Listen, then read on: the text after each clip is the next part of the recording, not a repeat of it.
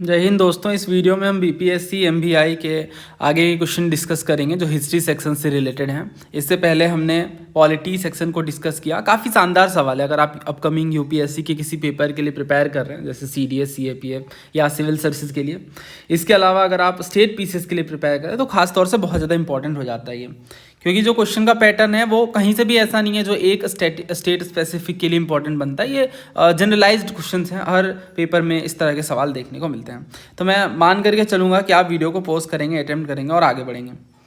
देखिए, पहला क्वेश्चन ये है कि जो फेमस नेशनली सॉन्ग है वंदे मातरम में किस टेक्स्ट से लिया गया। आसान है काफ़ी, तो इसका आंसर है आनंद मठ, जो ऑप्शन बी बनता है। और इस तरह के क्वेश्चन पहले भी पूछे गए हैं। वंदे मातरम के बारे में कुछ खास बात है अगर हम समझ लें तो बहुत इंपॉर्टेंट बन जाता है हमारे लिए। जस्ट सेकेंड या तो आप जानते हो बंकिम चंद्र चटर्जी जी ने लिखा है इसे, या बंकिम चंद्र चट्टोपाध्याय भी कहते हैं इन्हें, और संस्कृत में ये लिखा गया है।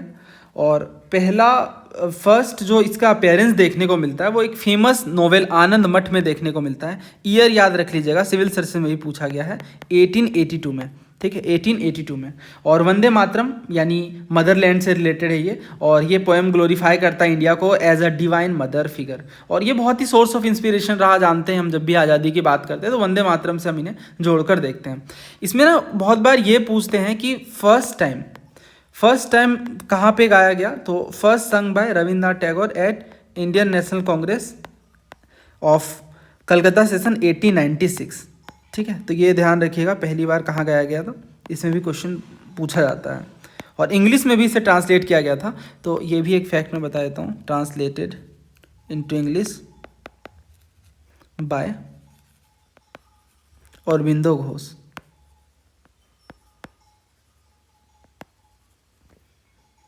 तो ये एक बात है, आप जानते हो इंडिया का ये नेशनल सॉन्ग है और जन गण मन नेशनल एंथम है। नाउ नेक्स्ट, ये बहुत ही शानदार क्वेश्चन है। Let me remove this question as of now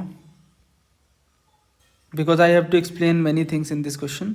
पहला आप ये अटेम्प्ट करिए। इसमें कह रहे हैं सूर्य सेन, जतिन दास, बीना दास, भगवती चरण बोहरा। ये 4 नाम हैं और इनका लिस्ट सेकंड जो है ये जुड़ा हुआ है रेड वगैरह के साथ या फिर जो रिवोल्यूशनरी एक्टिविटीज़ हैं उनके साथ। तो सूर्य सेन जी चिटगोंग आर्मरी रेड से जुड़े हुए हैं, इसे चिटगांव शस्त्रागार धावे कहते हैं। Jatin Das ji 64 days fast. Then बीना दास जी ने फायर करा पॉइंट ब्लैंक को गवर्नर पे। और भगवती चरण बोहरा जी ने philosophy of the bomb book लिखी है, CDS PYQ है। अब मुझे पर्सनली इस तरह के क्वेश्चन बहुत अच्छे लगते हैं और ऐसे क्वेश्चन अब बहुत ज़्यादा पूछे जा रहे हैं, पहले कम पूछे जाते थे, जो इंडिया के रिवोल्यूशनरी फ्रीडम फाइटर से जुड़े हुए हैं। तो एक एक करके मैं आपको एक्सप्लेन करता हूँ। सबसे पहले हम जानेंगे मास्टर दास सूर्य सेन जी के बारे में। तो देखिए, सूर्य सेन जी को मास्टर दा कहते हैं और ये एक बहुत ही फेमस रेवोल्यूशनरी लीडर हैं।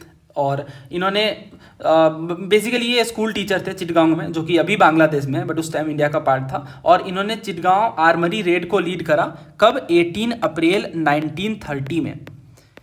और ऑब्जेक्टिव क्या था कि जो आर्मरी है जहाँ पे शस्त्र रखे गए हैं उन्हें सीज करना है और एक पैरेलल गवर्नमेंट इस्टेब्लिश करनी है जो ब्रिटिश कम्युनिकेशन और ट्रांसपोर्ट लिंक्स को कट ऑफ करके, यानी ब्रिटिशर्स का जो एक कम्युनिकेशन पे कंट्रोल है, जिस तरह से वो चीज़ें हैंडल कर रहे हैं उसे पूरे तरीके से कट ऑफ कर दिया जाए और अपना एक इंडियन रिपब्लिकन आर्मी के नाम से जो इनका एसोसिएशन था उनका प्रॉपर इस्टेब्लिशमेंट हो, है ना।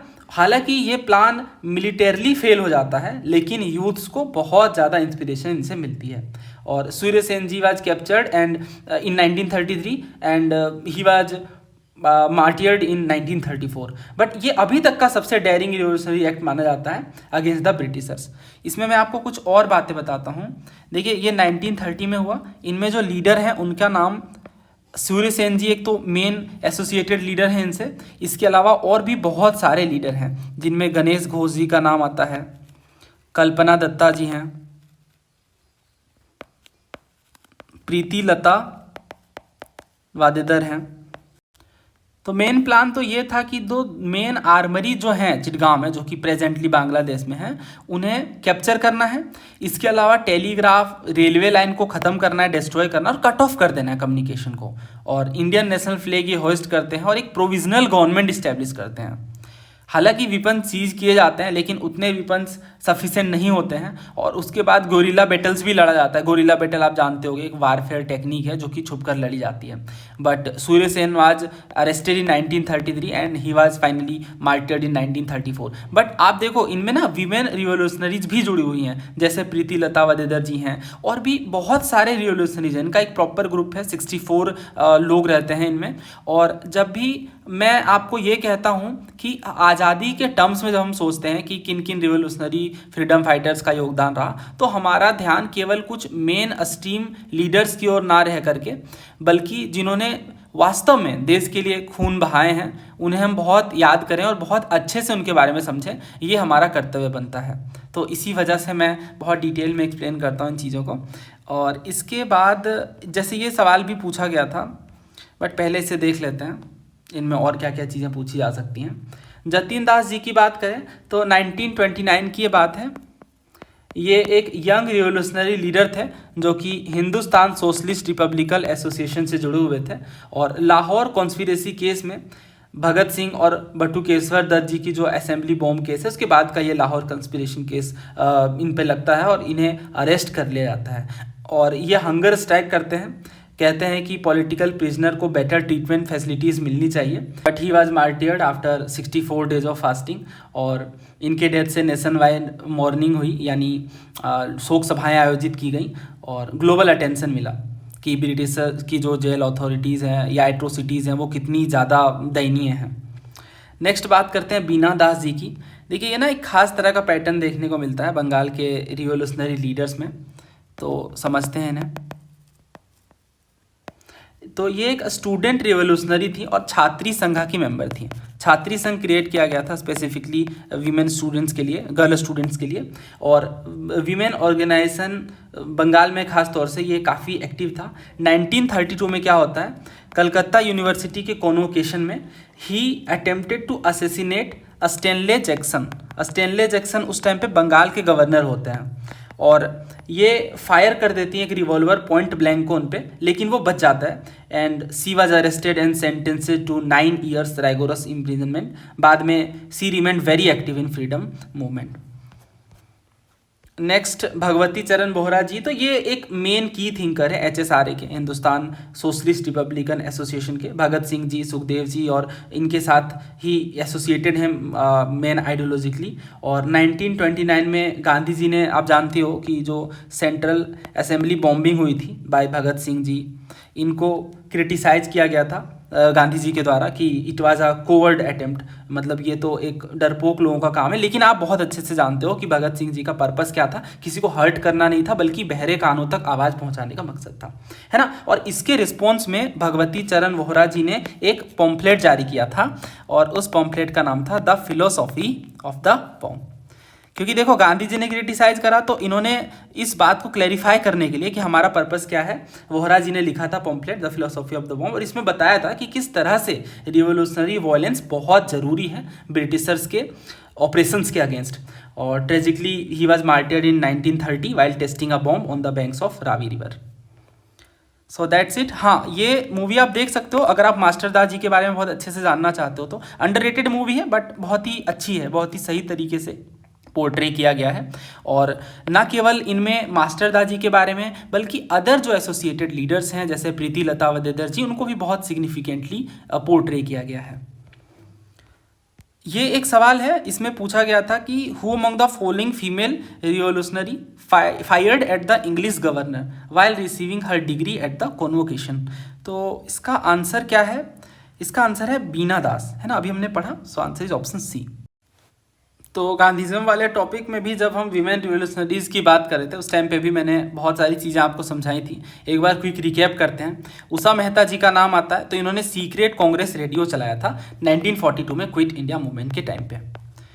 ठीक है, नेक्स्ट देखिए, इसमें एक और क्वेश्चन जो बनता है, इन्होंने पूछा था कौन कौन से फीचर थे क्विट इंडिया मूवमेंट के। तो ये तो आप देख लेना, PDF में शेयर कर देता हूँ। जो मुझे काम की बात बतानी है जो पर्टिकुलरली इस टॉपिक से रिलेटेड है वो ये, अरुणा आसफ अली जी एक मेजर वीमेन ऑर्गेनाइजर है अंडरग्राउंड एक्टिविटी इन, तो ये क्विट इंडिया मूवमेंट से जुड़ी हुई हैं। इन्होंने नेशनल फ्लैग को होस्ट करा था ग्वालियर टैंक मैदान में during Quit India Movement. Then Shanti Ghosh ji के बारे में मैंने आपको बताया था कि 15 साल की 15 year old Shanti Ghosh walked into the Comilla district magistrate office along with her associate Suniti Chaudhary was 14 years old. मतलब 14-15 साल की लड़कियां हैं और शांति घोष जी और सुनीति चौधरी जी ये दो रिवोल्यूशनरी एक्टिव्स हैं और they wanted to petition the DM Charles Stevens for a swimming competition for their classmates. They met him. After meeting with him, both the young girls took out automatic pistols from underneath their shawls and shot Stevens death. ठीक है, तो ये पूरी बात है। यानी वो जब आती हैं कहती हैं कि हमें स्विमिंग कंपटीशन के लिए बात करनी है आपसे और पिटीशन चाहिए, और उस टाइम पे डीएम होते चार्ल्स स्टीवंस, और उससे मिलने के बाद ये ऑटोमेटिक पिस्टल निकालती हैं एंड स्टीवंस वाज डेड। और जो डीएम स्टीवंस है he was known for abusing his position of power. And then इसके बाद होता ये है कि जो शांति घोष जी हैं ये she spend 7 years in jail where she was abused and humiliated. She authored a book Arun Vahini, ये याद रखिएगा नाम, बहुत इंपॉर्टेंट है।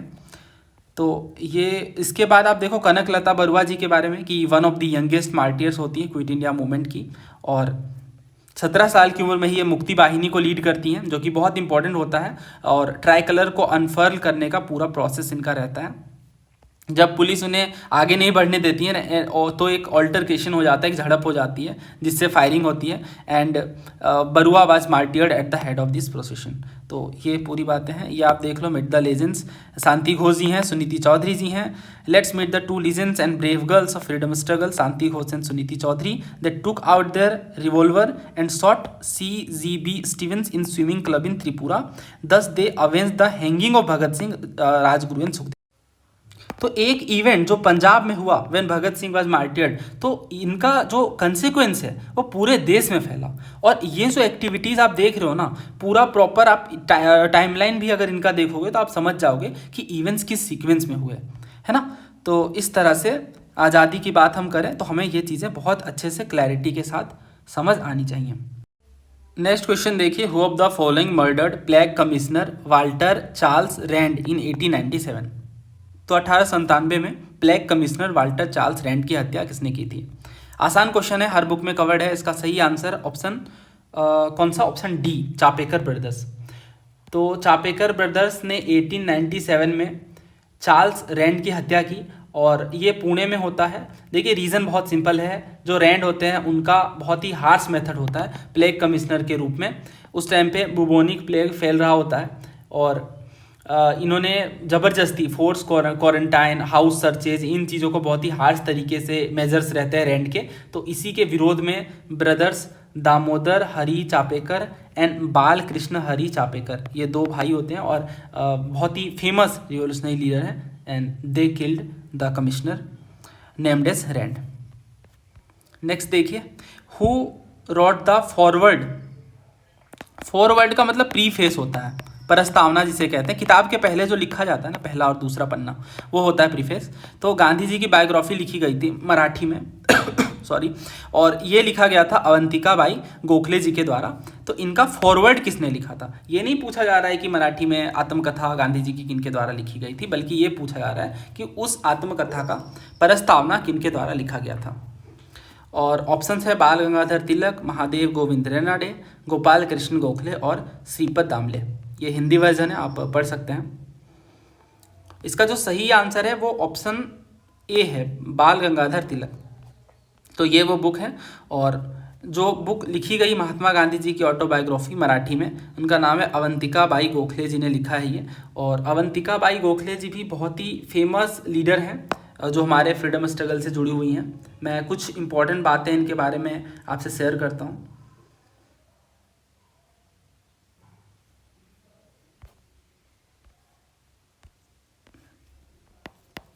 अवंतिका बाई गोखले, देखिए सबसे पहली चीज़ आपको ये समझनी है कि केवल 9 years की एज में ही she was married, she got married. और इनके बाद देखिए एजुकेशन को लेकर इनके हस्बैंड और इनके फादर इन लॉ ने बहुत ज़्यादा सपोर्ट करा, और ये काफ़ी ज़्यादा एजुकेटेड होती हैं और इनके जो हस्बैंड होते हैं बाबन गोखले जी, ये 1895 में ही 1895 तक ये होम ट्यूटरिंग दे रहे होते हैं। उसके बाद ये लंदन चले जाते हैं पढ़ने के लिए। लेकिन इसके बावजूद भी अवंतिका बाई गोखले जी की स्टडी नहीं रुकती है। इनके father in law Gopal Rao Gokhale ji इन्हें बहुत सपोर्ट करते हैं और मिडवाइफरी में, नर्सिंग में 1901 में इनके पास डिप्लोमा कंप्लीट ये कर लेते हैं from Motlabai hospital in Bombay.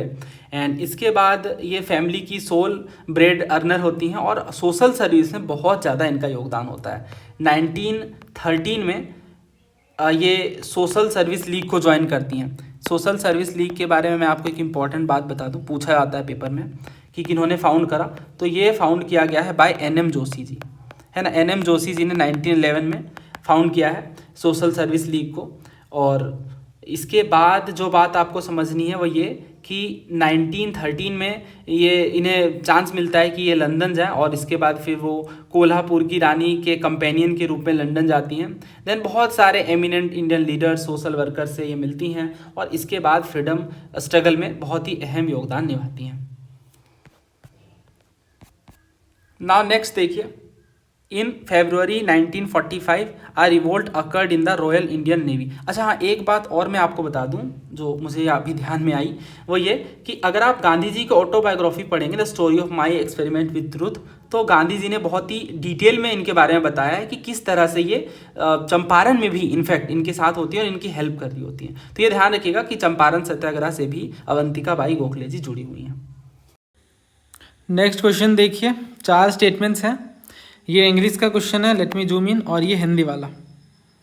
उम्मीद है आपने अटेम्प्ट किया होगा। देखिए क्या कह रहा है, February 1945 में एक रिवोल्ट होता है रॉयल इंडियन नेवी में। दूसरा कह रहा है मुस्लिम लीग ने 16 अगस्त 1946 को प्रत्यक्ष दिवस यानी डायरेक्ट एक्शन डे के रूप में मनाने का डिसीजन लिया और न्यू स्लोगन बनाया, लड़के लेंगे पाकिस्तान। तीसरा, सरदार वल्लभ भाई पटेल ने हिंद स्वराज बुक लिखी है। और चौथा, रोलेट बिल प्रपोज करता है कि 2 साल तक डिटेन किया जा सकता है। अब इसमें जो तीसरा स्टेटमेंट है सबको पता है। देखिए जो बहुत आसान सवाल है ना, उनके लिए हमने PYQ का रेफरेंस नहीं लिया। जैसे ये क्वेश्चन है, अब सबको पता है हिंद स्वराज बुक गांधी जी ने लिखी है, तो थर्ड हम एलिमिनेट करेंगे। बट एग्जामिनर काफ़ी स्मार्ट है, थर्ड स्टेटमेंट का कोई यूज़ नहीं है इस क्वेश्चन में। तो और दूसरा ट्राई करते हैं। इसमें कह रहे हैं February 1945 में रॉयल इंडियन नेवी में रिवोल्ट होता है। अब आप देखो, हमने CDS की एनालिसिस की थी, CDS 2 2024 की। At that time there was a question जो इसी से रिलेटेड था। ये देखिए, आपको बताना था कि इंडियन इंडिपेंडेंस में कौन कौन से इवेंट होते हैं क्रोनोलॉजिकली, और इसी में ये सिविल सर्विस 2017 का क्वेश्चन था, म्यूटिनी इन रॉयल इंडियन नेवी। तो ये 1946 में होता है, ठीक है, 1946 में। तो इस वजह से जो पहला है वो गलत है ना, समझ आ रही है बात। 1945 नहीं, 1946। तो फर्स्ट को आप एलिमिनेट करो तो ये 2 हट गए। अब फोर्थ चेक करना है, क्योंकि सेकंड तो बट ऑब्वियस सही हो जाता है, तीसरा तो गलत है ही। Rowlatt bill propose detention without a trial for 2 years, ये आप जानते हो, so answer is option D. काफ़ी ईजी है। नेक्स्ट देखिए, वी.डी. Savarkar refer to the revolt of 1857 as the Indian war of independence. और दूसरा ये कि S.B. Chaudhary argued that the 1857 revolt was not a rising of the people. तो इसमें क्या कह रहे हैं, इसमें ये कह रहे हैं कि B.D. सावरकर ने 1857 के विद्रोह को भारतीय स्वतंत्रता का युद्ध बताया। और दूसरा ये कि S.B. चौधरी जी ने ये आर्ग्यू करा कि 1857 का रिवोल्ट जनता का विद्रोह नहीं था। तो पहला सही है, वी.डी. सावरकर ने इंडियन वॉर ऑफ इंडिपेंडेंस का हर पेपर में पूछा गया है और बहुत ही कॉमन सा क्वेश्चन है। 1909 में वी.डी. सावरकर जी ने एक बुक लिखी थी, बहुत फेमस होती है वो बुक। नाम होता है बुक का the Indian war of independence. जो मैं एक्स्ट्रा बातें बताता हूँ उन्हें आप ध्यान से नोट डाउन कर लें या PDF से रिवाइज कर लें। The Indian war of independence के नाम से इन्होंने बुक लिखी, तो यहीं से साबित हो गया कि ये इन्हें इंडिपेंडेंस की लड़ाई के रूप में देखते हैं, है ना। और इसी वजह से ये कहते हैं कि आज़ादी की पहली लड़ाई है। और दूसरा statement, S.B. Chaudhary argued that 1857 revolt was not a rising, ये बात सही है। Historian S.N. सेन जी ने कहा था कि एक पीपल रिवोल्ट है, ये भी बहुत पूछते हैं। इन्होंने कहा था कि पीपल रिवोल्ट है, जनता का रिवोल्ट है। But S.B. चौधरी जी ने कहा नहीं, ये कोई नेशनल राइजिंग नहीं है, एक तरह का मिलिट्री राइजिंग है और मिलिट्री म्यूटिनी है और इसमें लिमिटेड पार्टिसिपेशन है, ठीक है। तो जनता की राइजिंग नहीं है, समझ लो ना बात। आइडियोलॉजीज हैं, देखो अलग अलग तरीके से लोग परसीव करते हैं ना। अब क्या सही है क्या गलत वो तो आप डिसाइड कर लो, बट इतना तो तय है कि सभी सेक्शन ने पार्टिसिपेट नहीं करा था, right. So answer is option A. Ghadar party was formed in Boston. Ghadar newspaper में its masthead was inscribed with the caption अंग्रेजी राज का दुश्मन और एनिमी ऑफ ब्रिटिश रूल। तीसरा, गदर party was formed in 1913।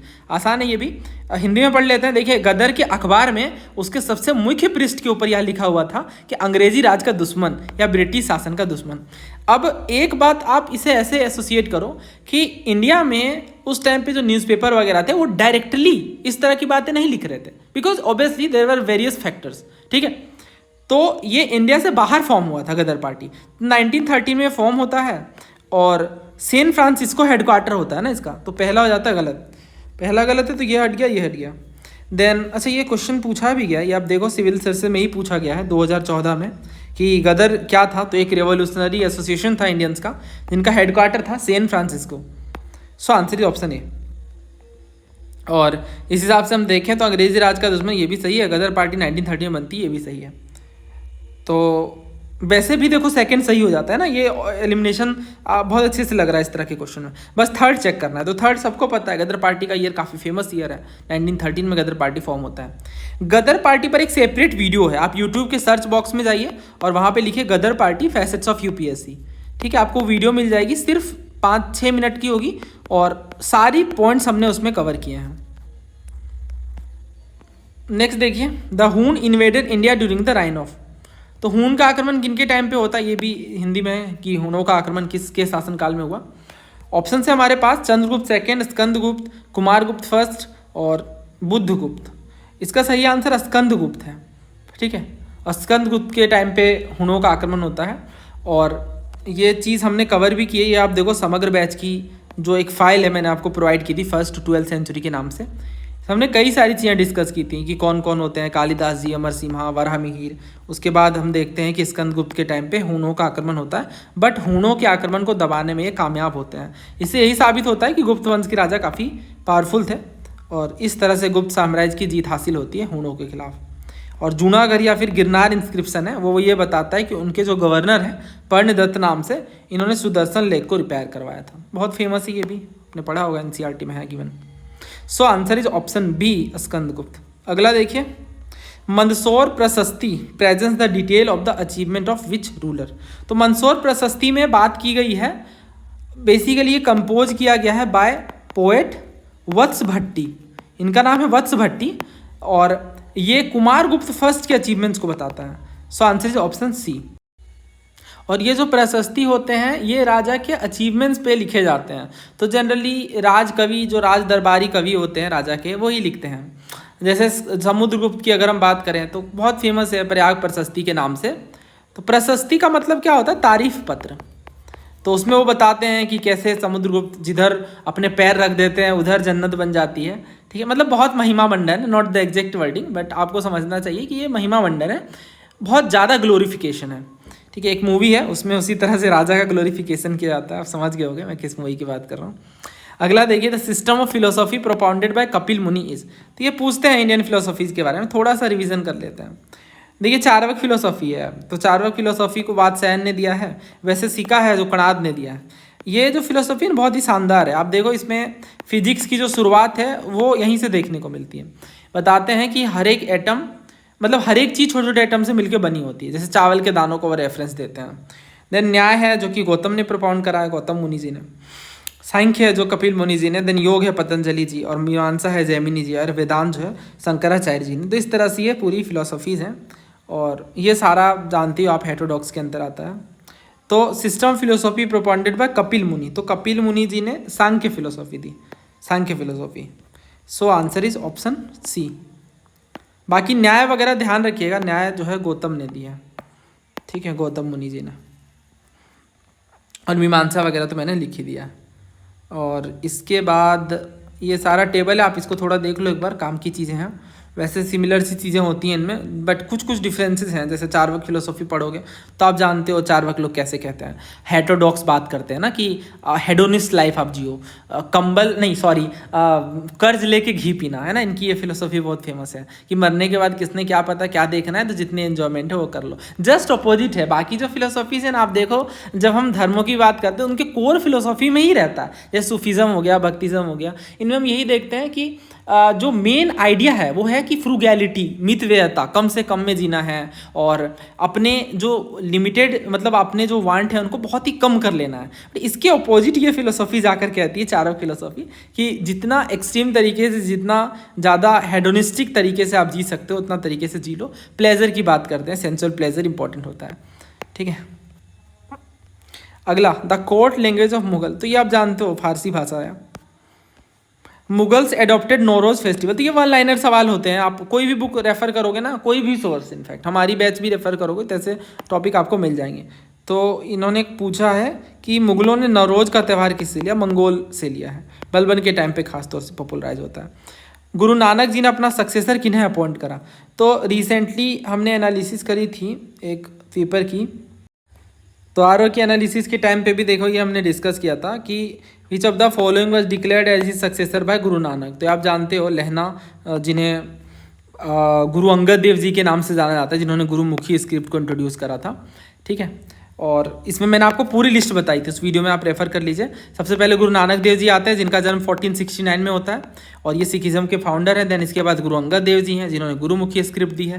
Then गुरु अमरदास जी हैं, देन रामदास जी हैं। जानबूझ करके मैं शॉर्ट फॉर्म में लिखता हूँ ताकि आप अपने दिमाग पे जोर डालें और याद करने की कोशिश करें। देन इसके बाद गुरु अर्जन देव जी हैं, जिन्होंने आदि ग्रंथ साहिब को कंपाइल करा है, हरमंदिर साहिब को बनवाया इन्होंने, है ना, जो गोल्डन टेम्पल है। देन गुरु हर गोविंद जी हैं, गुरु हर राय जी हैं, गुरु हर किशन जी हैं, गुरु तेग बहादुर जी हैं, गुरु गोविंद सिंह जी हैं, है ना, जिन्होंने खालसा पंथ को स्टैब्लिश करा और 5 केस दिए, केस, काड़ा, कृपान, कंघा और कचेरा। और गुरु ग्रंथ साहिब जी इसके बाद एज अ इटरनल गुरु के रूप में डिक्लेयर कर दिए जाते हैं। So this is the chronology. और ये क्वेश्चन MPPCS में पूछा गया था कि गुरु नानक देव जी ने अपना सक्सेसर किन्हें अपॉइंट करा, तो गुरु अंगद देव जी को। अब मैं आपसे एक बहुत ही अच्छा सवाल पूछता हूँ, आप बताइएगा इसका आंसर कमेंट बॉक्स में। और क्वेश्चन ये है कि जो गोल्डन टेम्पल है, हरमंदिर साहिब जी हैं, इनकी नींव यानी जो पहली ईंट है वो किन्होंने रखी थी। लास्ट क्वेश्चन देखिए आज के वीडियो का। Sindh was conquered and annexed by Wellington, Napier, Sleeman, Lawrence. ये अच्छा क्वेश्चन है। एक्चुअली इस पेपर में ना क्वेश्चन बैलेंस्ड है। आप देखो कुछ सवाल तो आसान है बट कुछ क्वेश्चन का लेवल काफ़ी अच्छा है। तो अपकमिंग पैटर्न भी इसी तरह का देखने को मिल सकता है BPSC के अंदर। इसका सही आंसर क्या है ये स्पेक्ट्रम वगैरह में आपको मिलेगा, है ना, और इसके अलावा और भी बहुत सारे सोर्सेज में, इनफैक्ट हमारे वीडियो में भी मिल जाएगा आपको। इसका आंसर नेपियर है, ऑप्शन बी सही है। वेलिंगटन, स्लीमैन, लॉरेंस नहीं है।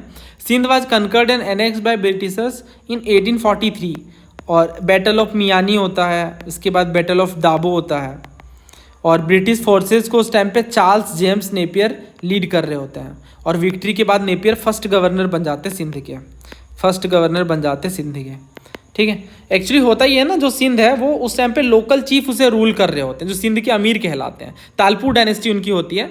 उसे ब्रिटिश ईस्ट इंडिया कंपनी जब आती है तो आप जानते हो उनका कैसा पॉलिसी रहता है, आसपास के एरियाज को कैप्चर करना। तो सिंध को 2 रीजन से कैप्चर करना चाहते हैं ब्रिटिशर्स। एक रीजन तो होता है स्ट्रेटजिक, कि अगर रशियन का एक्सपेंशन हुआ टुवर्ड्स इंडिया, जो कि उस टाइम पे बहुत ज़्यादा प्रोन था, बहुत चांसेस थे उस चीज़ को होने के, तो सिंध फ्रंटियर में था, तो वो काफ़ी स्ट्रेटजिक लोकेशन बन जाती अगर ईस्ट इंडिया कंपनी के पास वो आ जाता तो। और इकोनॉमिक रीजन भी था, वो इंडस रिवर को कंट्रोल करता था ना, इंडस रिवर के आसपास के एरिया से जो ट्रेड एंड ट्रांसपोर्टेशन हो रहे थे, तो उस चीज़ में ही ब्रिटिशर्स को विदहोल्ड मिल जाती है। तो 1839 में नेपियर होते हैं और वो सिंध पे एंटर करते हैं और बहाना देते हैं कि ब्रिटिश इंटरेस्ट को प्रोटेक्ट करेंगे हम, जैसा कि वो अक्सर बहाना देते आते हैं। इंडिया में भी आप देखो तो डॉक्ट्रिन ऑफ लैप्स और कई सारी चीज़ें बता करके। तो फाइनली बैटल ऑफ मियानी होता है 1843 में। उस टाइम पे नेपियर के फोर्सेस सिंध के अमीर को हरा देते हैं, ठीक है। और उसके बाद फिर बैटल ऑफ दाबो होता है 1843 में ही, 1 महीने बाद, और पूरे तरीके से चीज़ें ब्रिटिशर्स के फेवर में आ जाती हैं। सो ये थी पूरी story. So that's it for this video. अगर आप चैनल पर नए हैं तो बाकी वीडियोस आप देख सकते हैं जिनमें हम स्टेट पीसीएस के लिए रेलेवेंट एनालिसिस कर रहे हैं। अगर आप सिविल सर्विसेज के लिए प्रिपेयर कर रहे हैं तो ये वीडियोस तो हेल्पफुल नहीं, इसके अलावा प्लेलिस्ट आप रेफर कर लीजिए। और अगर आप डिफेंस एग्जाम के लिए प्रिपेयर कर रहे हैं, सीडीएस एनडीए वगैरह के लिए, तो भी ये सवाल आपकी बहुत हेल्प करेंगे और बाकी वीडियोज़ भी बहुत काम के होंगे। जल्द ही मिलते हैं नए वीडियो में। अगर आप कोर्सेज़ के बारे में जानना चाहते हैं तो डिस्क्रिप्शन बॉक्स और कमेंट बॉक्स में नंबर्स है, वहाँ से आप इंक्वायरी करके ज़्यादा जानकारी ले सकते हैं। धन्यवाद। जय हिंद।